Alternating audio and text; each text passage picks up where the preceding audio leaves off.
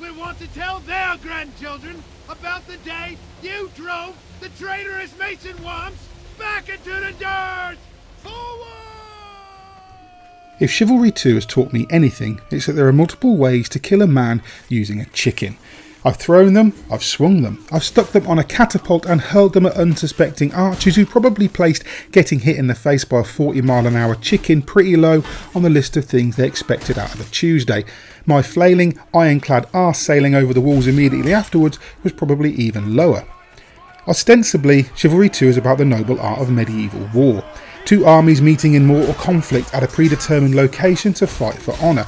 Lines are drawn, the fate of nations hang in the balance, stirring speeches are growled by battle-hardened commanders, steel clashes, limbs fly, blood seeps into the churned ground, overhead the crows dance in dark feathered spirals. On paper, it's the kind of multiplayer experience many gamers dream of. In practice it is too, only with more swearing and mildly hilarious ragdoll physics. The story that frames the action tells the tale of two warring nations. The Red Cape Masons and the Blue-daubed Agathians are locked in a perpetual war of attrition. As a result, sieges, pitched battles, daring prison escapes and outright thefts all feature as mission types. There are multiple maps and you're randomly assigned a side, which keeps things fresh. The action can be third or first person, but is always brutally cathartic. Regardless of side, you have 4 classes to choose from: the long-range archer, tough as nails vanguard, wily footman and stoic knight. It's absolutely worth trying them all out too, or even switching between them as the situation requires. The archer is perhaps the easiest for scoring kills, though be prepared to be utterly hated by all.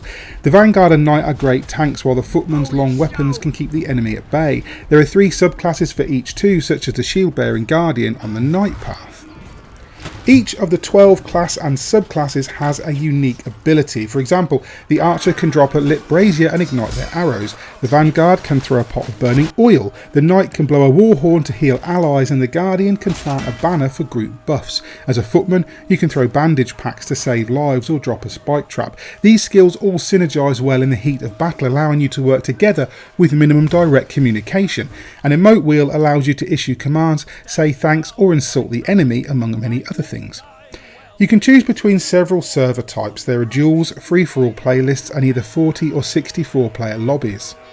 Once you're in, maps and mission types rotate randomly. It's quite refreshing to not know exactly what's coming each time. By far my favourite missions are the huge pitched battles. The objective here is to whittle the enemy army down to nothing, but the atmosphere is incredibly strong. Glancing around the battlefield to see clusters of fighters never gets old. Limbs and corpses litter the grass, rain pours from the sky. The whole world is fire and steel and screams and horns. It's really quite a spectacle. You'll get more out of it on PC or new gen consoles than any other platform though, as it's quite a demanding game. It gets a little more complicated and, dare I say, imbalanced when you load into an objective based map. These will see you placed on either side of a multi-phase campaign such as a siege or a prison break. In the former, you'll have to walk the siege towers to the castle or block their progress. Once there, you'll scale the walls, take the battlements, the town square and ultimately storm the keep. You may man the battering ram or need to burn down the enemy encampments. Each of these small timed missions can mean the end of a campaign if you fail. The trouble is, they feel pretty skewed at present. For example, I played for several hours solid in one session. Despite remaining in the same lobby with the same players, I never once succeeded in withstanding an assault, and I never once failed when taking part in the assault itself. It seems way easier to be part of the offensive force. That said, it's not all hacking and slashing. At a glance it may seem that way, but there's a lot more to it. It's all fun and games until you see another player or 2 or even 3 bearing down on you. At this point the surprisingly deep combat comes into play. You can parry and riposte, feint, dodge or kick to break a defensive stance. Each weapon can be dragged in a wide arc, and each of the 3 attacks can be made stronger by holding the corresponding button. You can swing, stab and chop, or even throw your weapon at the enemy if they try to run away. A comprehensive tutorial will show you the ropes, but the best way to learn is getting stuck in. Rarely outside of a Souls-like have I felt so elated and so frustrated over and over again. In the space of a short fight, you'll alternate repeatedly between air punching and cursing through your teeth. There's an inherent level of jank, of course, and the ragdoll physics can do some weird shit, but Chivalry 2 is a big step up from the original game in terms of quality. Environments are detailed and atmospheric, and the combat animations are impressive to behold. If anything though, the sound design is king here. From screams and clashing blades to distant horns and bellowed orders, the The sound is excellent. It's also bloody hilarious at times as sound bites come out of nowhere with Monty Python-esque timing. Each of your classes can be customised and modified with cosmetics. You can unlock everything with in-game gold and time, or you can buy crowns in the store to speed it up. As everything is purely cosmetic, there's no pay to win at work. Having customisable characters isn't really necessary, but it's a great option to have. Little things like that can help you connect to the action on a deeper level. Although Chivalry 2 might look like a brain-dead hack and slasher from the outside, it really is more than that. There's an element of skill that will separate those at its upper levels, but won't stop newcomers joining in.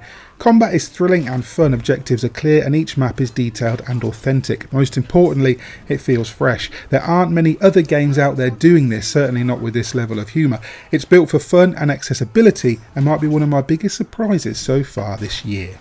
And for that reason, I'm going to score Chivalry 2 an 8.5 out of 10.